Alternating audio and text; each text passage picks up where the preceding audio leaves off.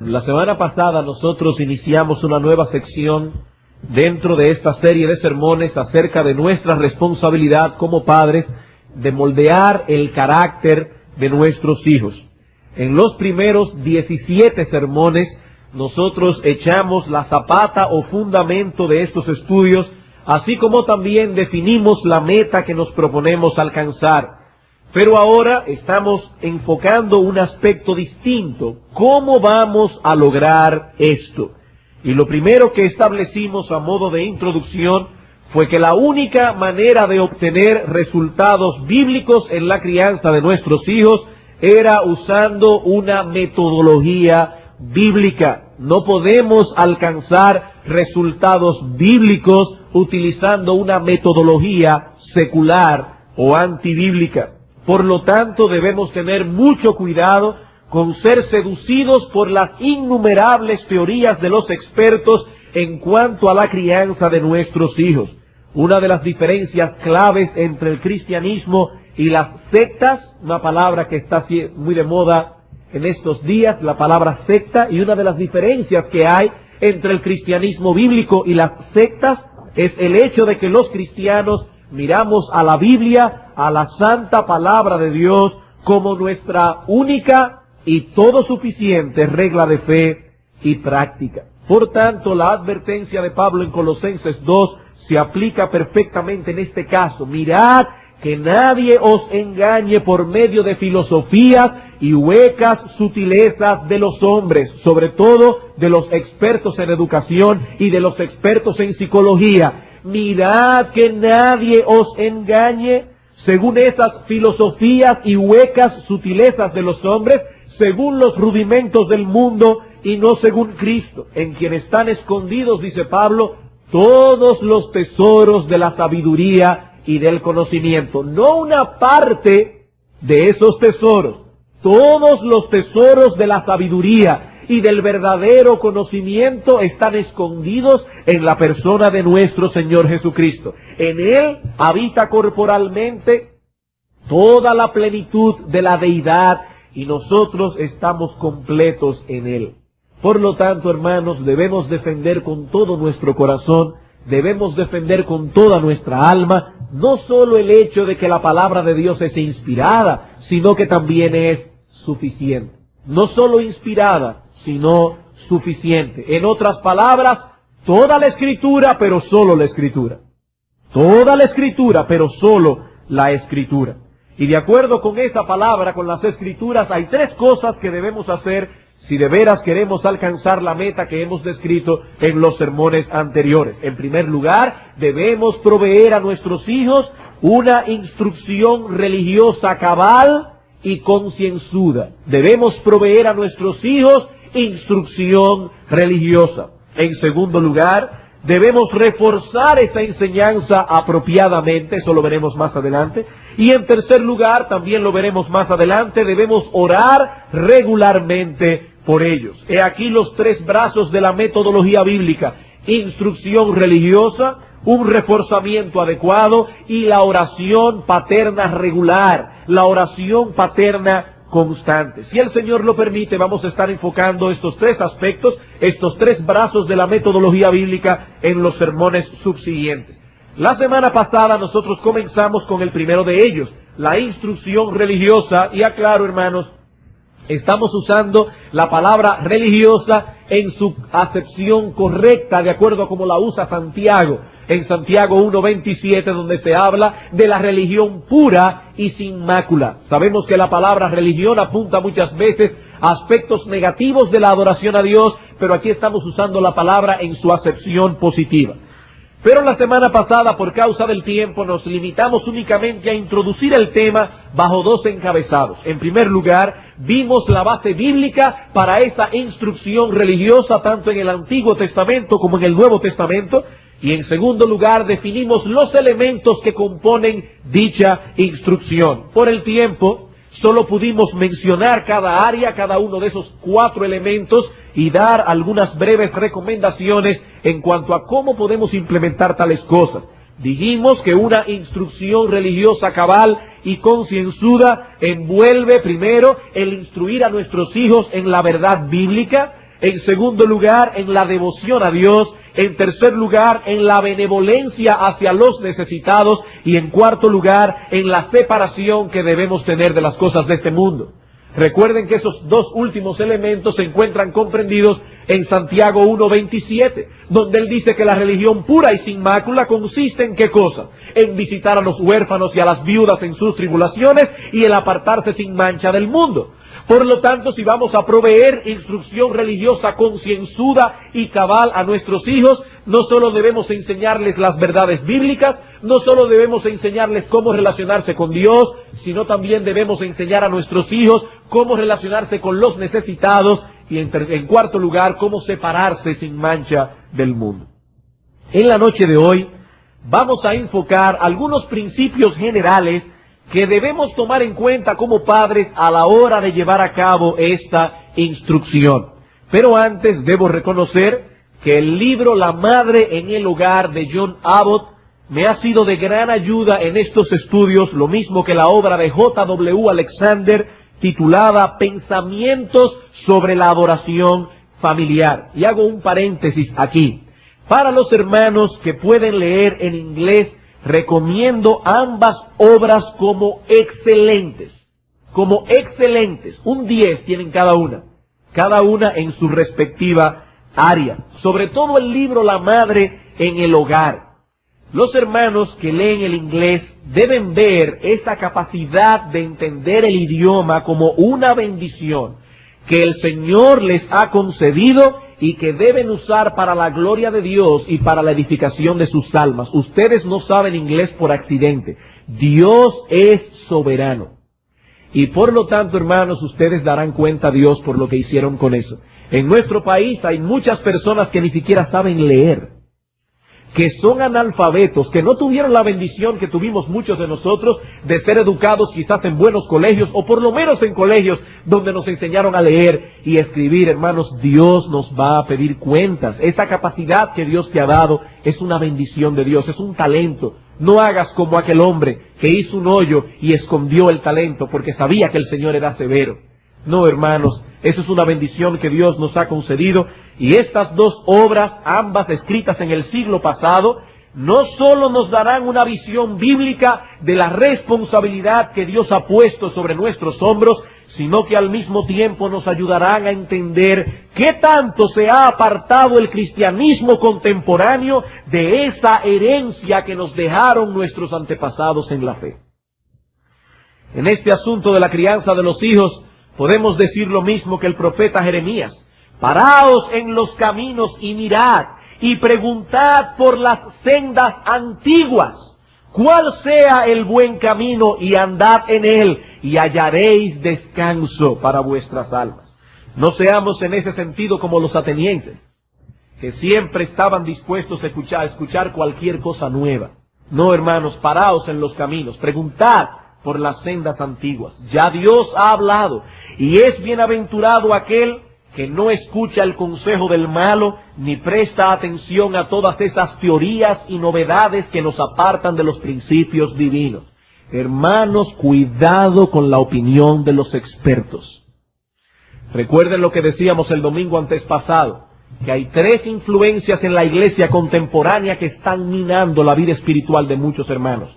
¿Cuáles son? La psicología, el pragmatismo y el misticismo. Paraos en los caminos, hermanos, vamos a mirar cuáles son esas sendas antiguas. Y andad por ella, porque hallaréis descanso para vuestras almas.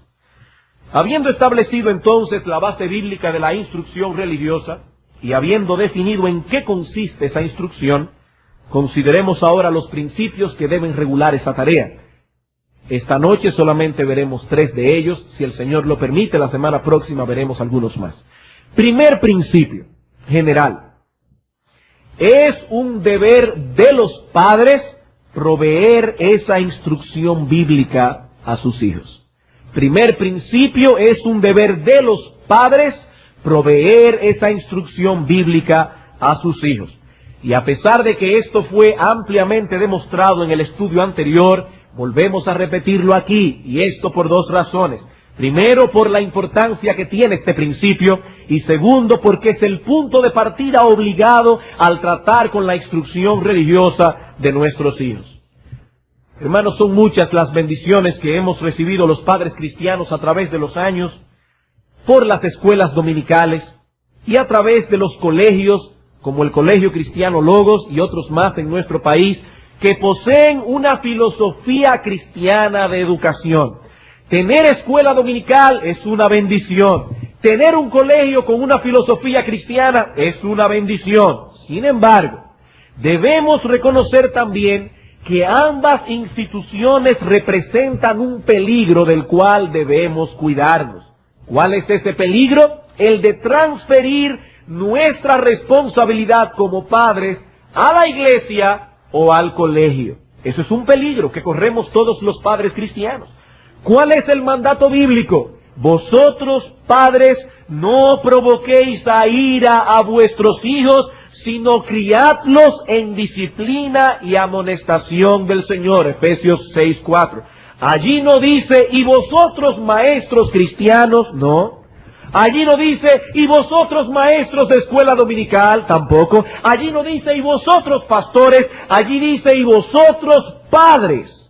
Y vosotros padres, no provoquéis a ir a vuestros hijos, sino criadlos en la disciplina y amonestación del Señor. La implicación lógica que encontramos en este texto es que si un padre no está criando a sus hijos en la disciplina y amonestación del Señor, lo está provocando a ira. Noten el contraste. Dice, vosotros padres, no descuidéis esa tarea porque vais a provocarlos a ira.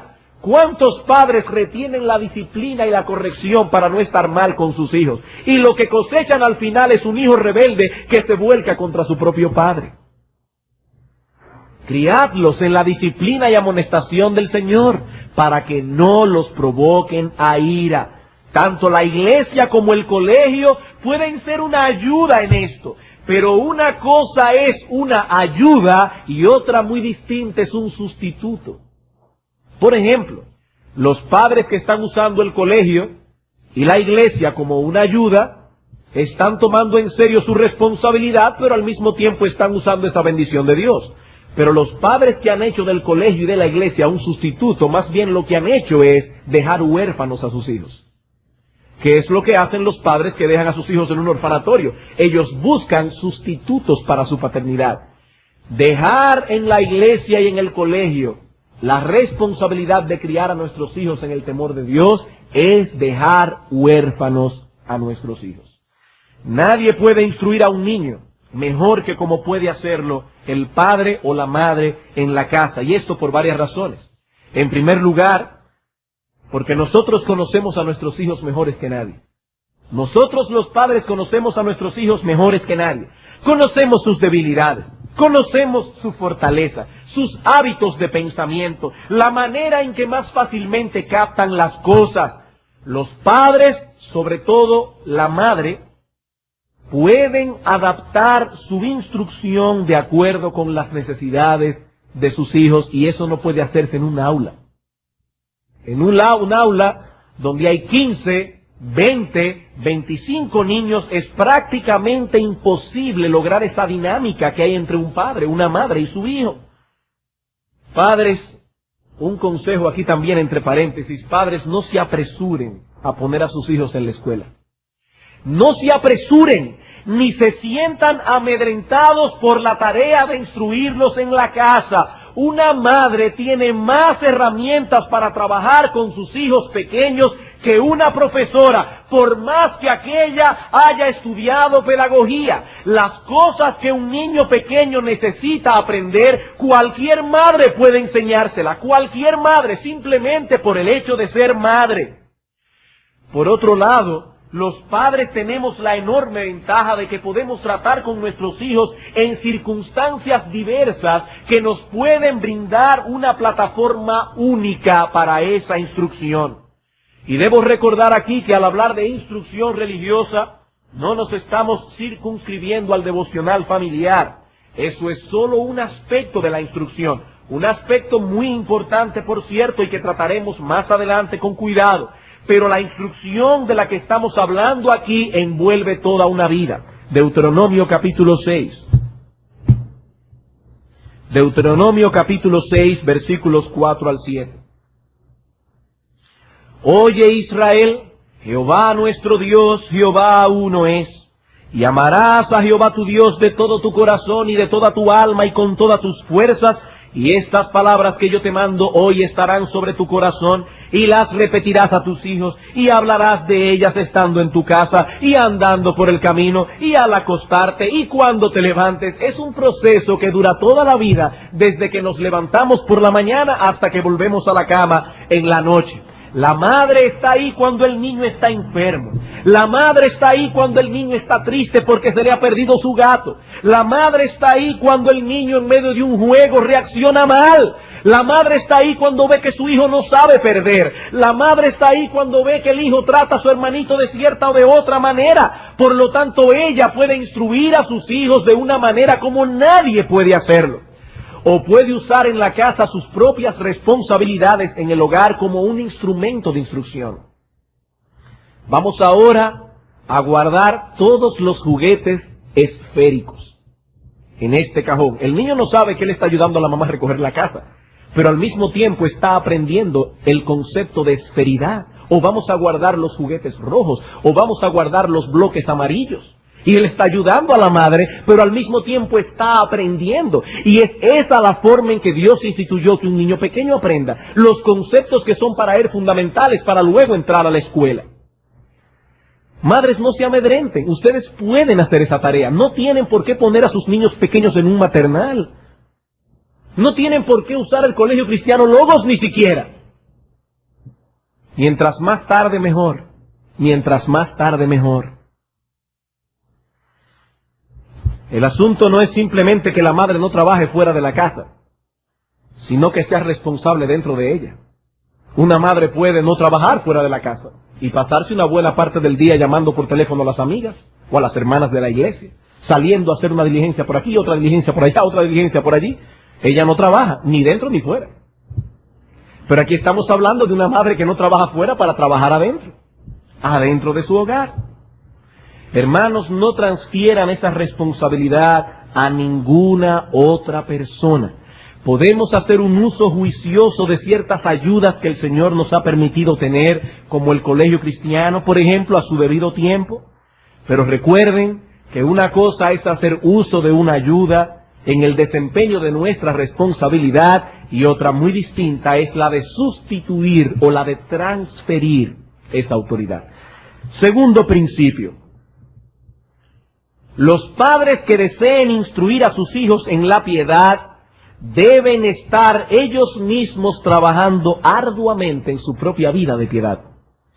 Los padres que deseen instruir a sus hijos en la piedad deben estar ellos mismos trabajando arduamente en su propia vida de piedad. Dice John Abbott al respecto: es ciertamente vano esperar que podrás inducir a tus hijos a fijar sus afectos en la vida venidera, mientras los tuyos están fijos en esta.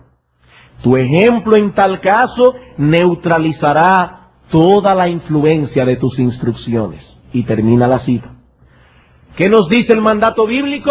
Estas palabras que yo te mando hoy estarán sobre tu corazón. Ese es el punto de partida. Amarás a Jehová tu Dios con todo tu corazón, con toda tu alma, con todas tus fuerzas, y entonces, solo entonces, podrás inducir efectivamente a tus hijos a hacer lo mismo. Recuerden que ellos imitarán nuestro ejemplo. Han puesto su confianza en nosotros. Ellos se sentirán seguros mientras alberguen en sus corazones los mismos sentimientos que nosotros manifestamos albergar en los nuestros. Ellos se sienten seguros porque confían en nosotros. Por lo tanto, será imposible poner en ellos principios celestiales cuando hemos permitido que la mundanalidad encuentre cabida en nuestro corazón. Eso será sencillamente imposible. Alguien preguntará, pero hermano, ¿qué es exactamente la mundanalidad? Quizás ningún otro texto de la Escritura lo describe mejor que el Salmo 17. Salmo 17, versículos 13 al 14. Dice el salmista David en este texto: levántate, oh Jehová, Sal a su encuentro, póstrales. Libra mi alma de los malos con tu espada, de los hombres con tu mano, oh Jehová, de los hombres mundanos cuya porción la tienen en esta vida y cuyo vientre está lleno de tu tesoro. Y noten el contraste que el salmista da en el versículo 15 de lo que es lo inverso a un hombre mundano. En cuanto a mí, como yo no soy igual que ellos, como yo no soy un hombre mundano, veré tu rostro en justicia y estaré satisfecho cuando despierte a tu semejanza. Lo que me satisface a mí como creyente, lo que me satisface a mí como hombre piadoso, no es lo que los satisface a ellos, porque ellos son mundanos. ¿Quiénes son entonces los hombres mundanos? Aquellos que han hecho de este mundo su porción. Aquellos que han hecho de este mundo su porción. Sus mayores deleites se derivan de poseer cosas de este mundo. Lo mismo que sus mayores tristezas se relacionan directamente con la carencia de tales cosas. Eso es un hombre mundano. Mientras ellos tienen esas cosas, están contentos. Cuando carecen de ellas, están deprimidos. Eso es mundanalidad. Eso es mundanalidad. Sus conversaciones, sus ambiciones, sus anhelos están relacionados con aquellas cosas que tienen que ver con nuestra vida aquí y ahora. Y cuando los niños crecen en ese ambiente, oyendo hablar constantemente, y estoy usando las palabras con cuidado, yo no estoy diciendo que no se pueden hablar en ocasiones de estas cosas, pero estoy diciendo que cuando un niño se cría en un hogar, oyendo hablar constantemente de lo que vamos a comprar, del adorno que queremos, de que necesitamos más ropa, de que hay que remodelar la casa, de que solo quiero las cosas que son de marca porque son de mejor calidad, o de que aquello hay que cambiarlo porque está fuera de moda, ¿cómo podremos pretender que un niño así tome en serio lo que sus padres hipócritamente dicen creer acerca de la vida venidera? Hermanos, eso es una pretensión vana. ¿Cómo podemos pretender que un niño que crece en un ambiente como ese, oyendo a la madre quejarse de que no tiene ropa todo el tiempo, de que hay que remodelar la casa, de que el adorno tal, de que el adorno cual, de que hay que pintar, de que hay que hacer, de que hay que tornar, de que hay que virar, de que esto está fuera de moda, ¿cómo un niño así podrá tomar en serio que hay una vida venidera? Eso es querer sacarle peras al olmo. Hermanos, nuestro hablar delata la genuinidad y aún la calidad de nuestra fe. El Señor Jesucristo nos dice que de la abundancia del corazón habla la boca. Si yo tomo un vaso y le echo agua y sigo echándole agua y agua hasta que el vaso rebose, lo que rebosará no es jugo de China, porque lo que estoy echando es agua. Por lo tanto, nuestro hablar revela de qué está lleno nuestro corazón. Hermanos, esto reviste de tanta seriedad que en Mateo capítulo 12, y copien la cita para que lo lean con calma esta noche antes de acostarse. Mateo capítulo 12, versículo 37, el Señor nos advierte que por nuestras palabras seremos justificados o condenados. Por nuestras palabras seremos justificados o condenados. ¿Y eso qué significa? Que en el día del juicio ellas serán tomadas como evidencia de la verdadera condición de nuestra alma. Ellas serán tomadas como evidencia. Podemos profesar creer en una vida futura, pero nuestro hablar nos delatará, porque a través de nuestra lengua manifestaremos cuáles son realmente nuestras preocupaciones. ¿Qué dice el apóstol Pablo en 2 Corintios 4:13? Creí, por lo cual hablé. Creí, por lo cual hablé. Es inevitable para el que cree proclamar con sus labios la bondad y la fidelidad de nuestro Dios.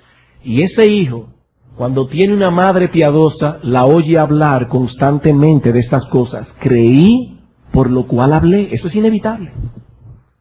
El apóstol Pablo no conocía una fe muda. Y ahora te pregunto, hermano y hermana, ¿en torno a qué cosas giran mayormente tus conversaciones? ¿En torno a qué cosas? ¿Perciben tus hijos y las demás personas que te rodean tu devoción a Dios?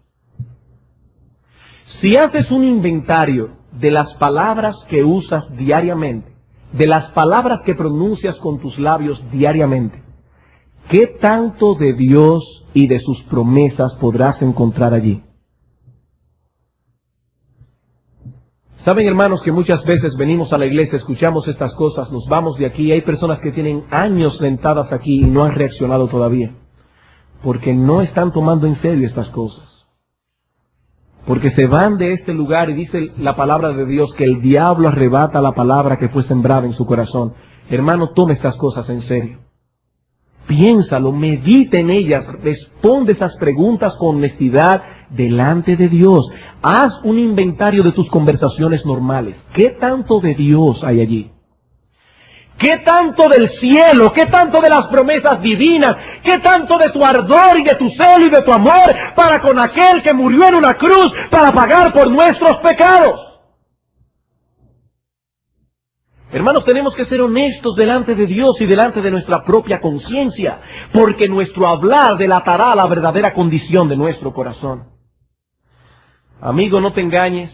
Los que son de la carne, dice Pablo, piensan en las cosas de la carne, pero los que son del Espíritu, en las cosas del Espíritu. En Filipenses capítulo 3, versículo 19, el apóstol Pablo describe a los perdidos como personas que solo piensan en lo terrenal.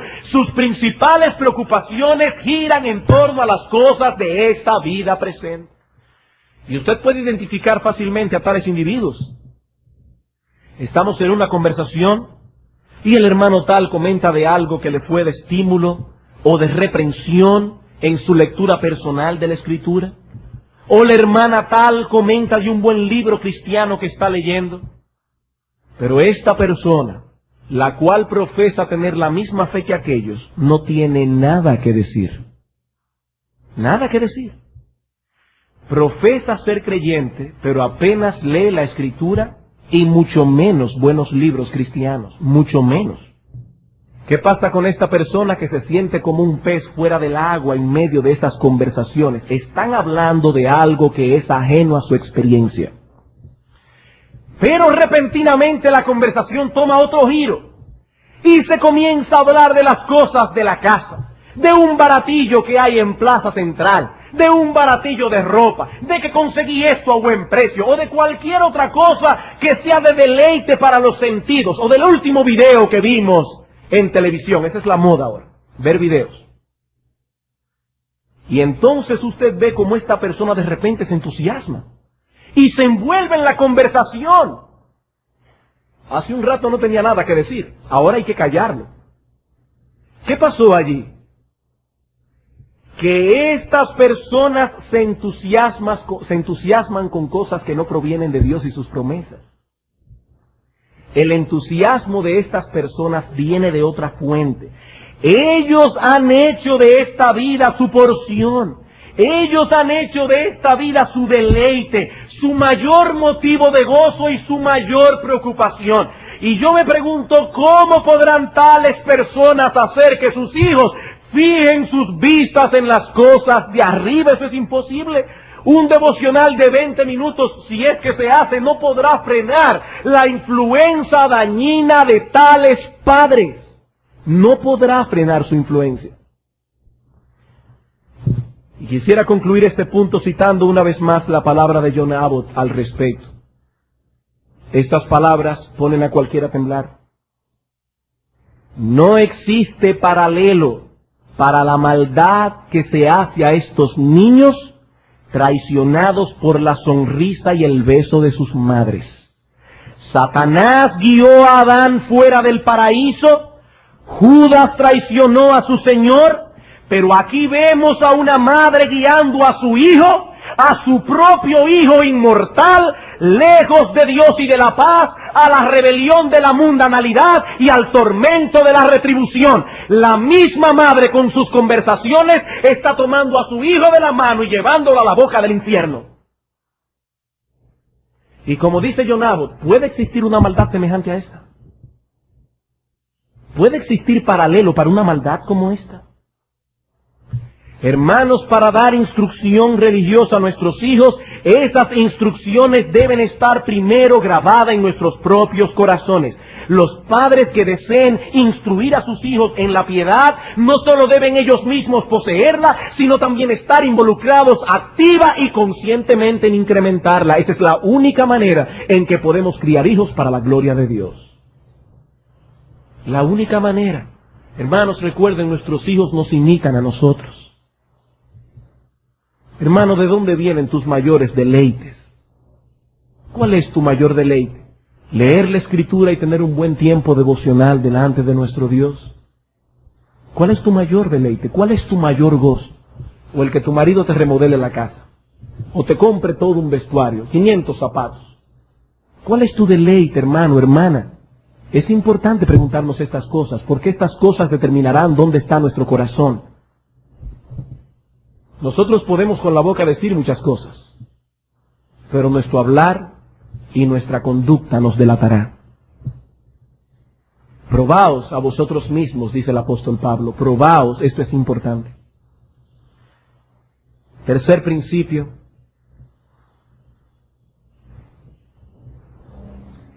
Debemos ser balanceados al presentar a nuestros hijos.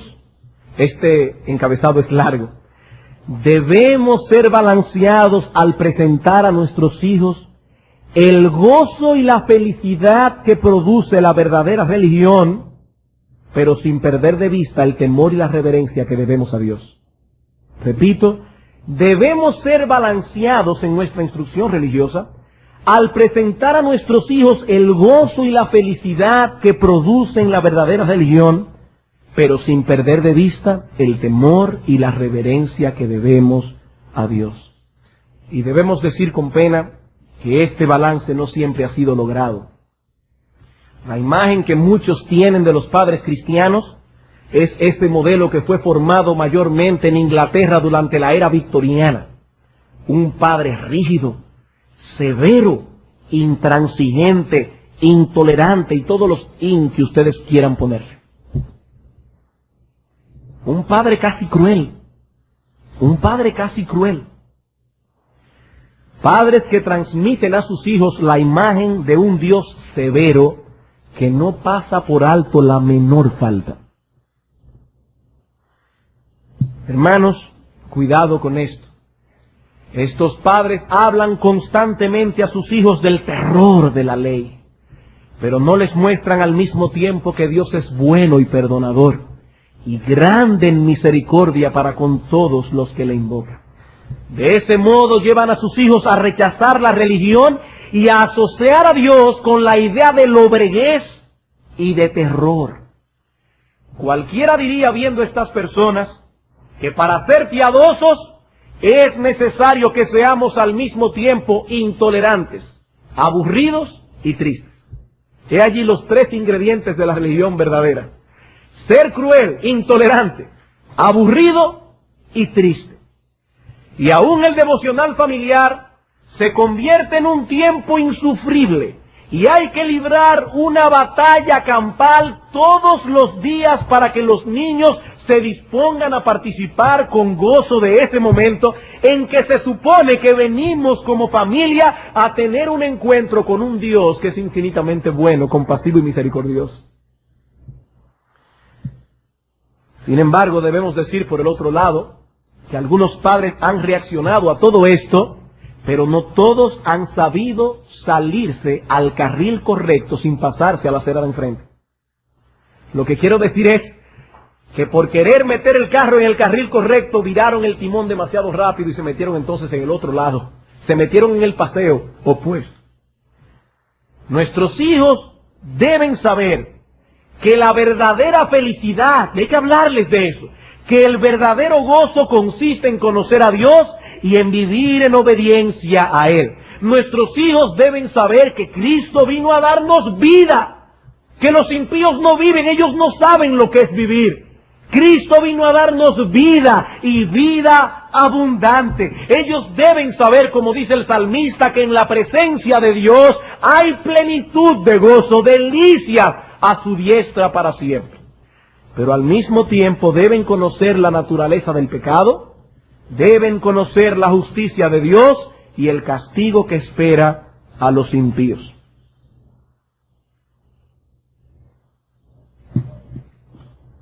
Y una vez más, cito a Abbott aquí.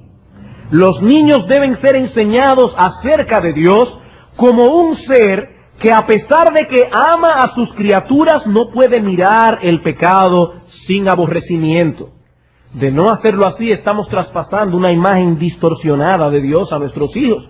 Una cosa es hacerles ver que nuestro Dios es bueno y compasivo y que está presto a perdonarnos cuando vamos a Él en arrepentimiento, pero otra cosa distinta es llevarnos a creer que Dios es indulgente con el pecado del hombre.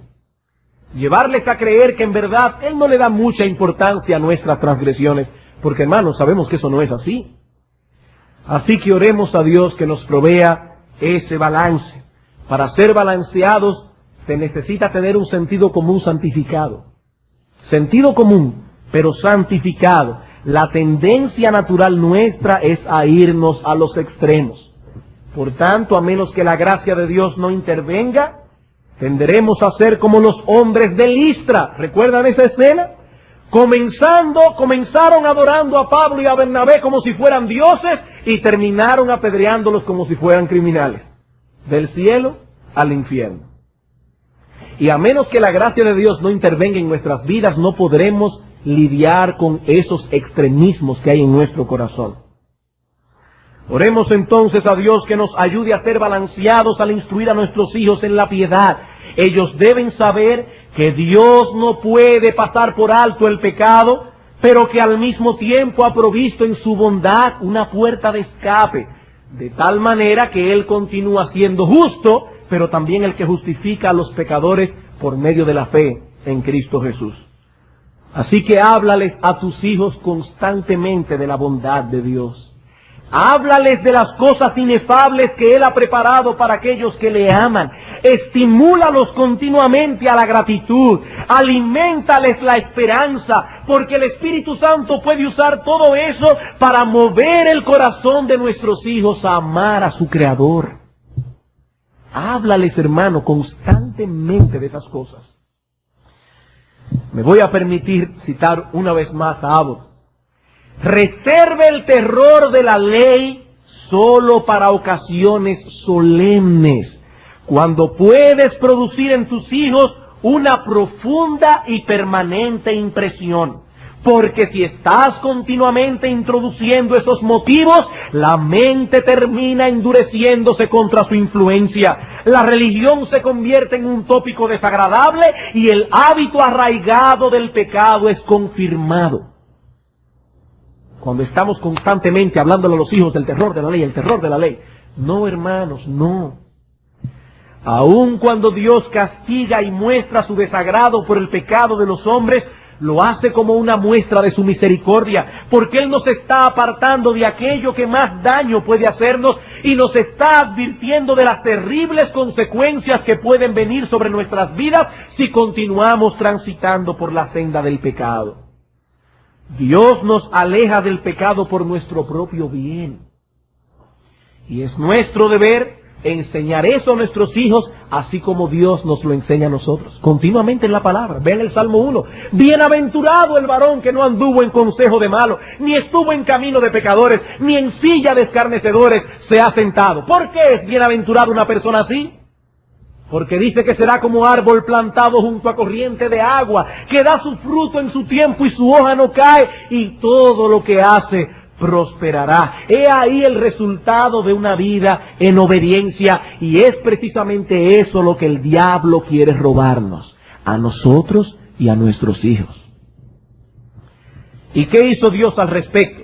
No solo nos trazó el camino por donde debemos andar, sino que al mismo tiempo nos estimula a andar por él. No solo nos da el camino, sino que nos estimula a andar por él. Dios hubiese podido darnos su ley sin darnos ninguna explicación del porqué de sus mandamientos. Dios hubiera podido hacerlo así, Él es soberano. Pero Él no lo hizo de esa manera porque Él desea estimularnos positivamente a la obediencia.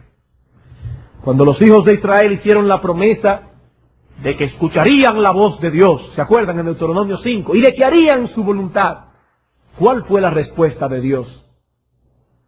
¿Quién diera que tuviesen tal corazón, que me temiesen y guardasen todos los días todos mis mandamientos? ¿Para qué? Para que a ellos y a sus hijos le fuese bien para siempre. Hermanos, para siempre. Es una vida bienaventurada aquí y ahora, pero también por toda la eternidad. Y yo te pregunto, hermano, ¿es esa la imagen que estás transmitiendo a tus hijos en tu instrucción religiosa? Si tu respuesta es positiva, entonces espero que estas cosas te estimulen a seguir haciéndolo de ese modo. Pero si tu respuesta es negativa, y aquí quiero hablarte como pastor de tu alma, no permitas que esta nueva luz te suma en el desaliento. No permitas que esta nueva luz te lleve al desaliento. Mira la misericordia de Dios que no te ha dejado en oscuridad. Y con la ayuda del Espíritu Santo comienza desde ahora a dar a tus hijos una instrucción religiosa balanceada. Balanceada. Hermanos, todos estamos aprendiendo en esto. Todos estamos aprendiendo en esto. Algunos van un poco más adelante que otros. Hay algunos que no han podido avanzar tan rápido. Pero todos debemos asegurarnos de estar comprometidos con la verdad y con el anhelo de criar a nuestros hijos con el método de Dios y para su gloria. Hoy hemos visto 3 principios generales en lo tocante a la instrucción religiosa. En primer lugar, que es un deber de los padres el proveer esa instrucción a sus hijos.